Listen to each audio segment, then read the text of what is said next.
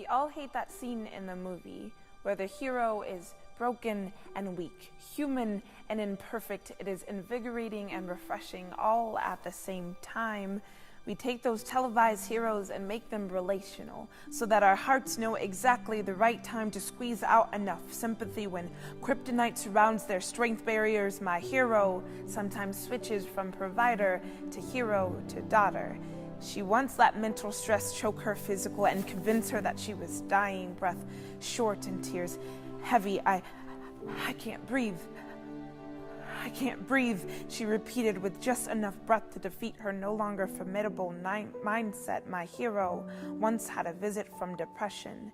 It kissed her stability, tainted with threats of transformation dripping from its touch. It broke her down into little fragments of shattered window panes with rain dripping off their jagged edges. Depression and rain always seem to go together like two forbidden chemicals known for destruction. I once witnessed death with my hero.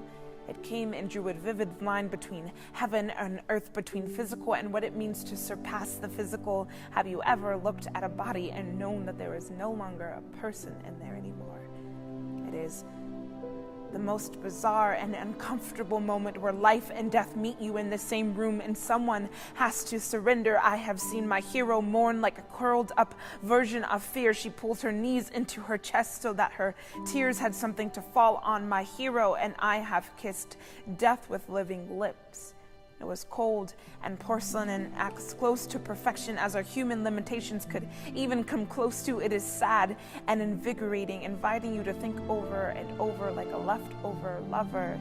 See, my hero is still very human, with kryptonite of all kinds, stress and depression, physical and mental, life and death.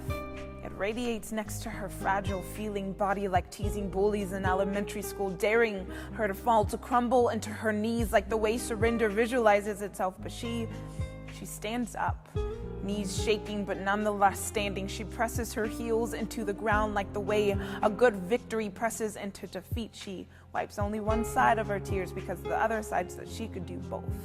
Cry and still get back up.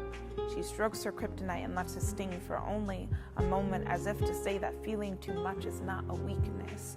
She is strength that comes from whole destruction. She is resurrecting capes under collapsed skyscrapers. She is kryptonite's worst fear. Yet my hero is still so very human.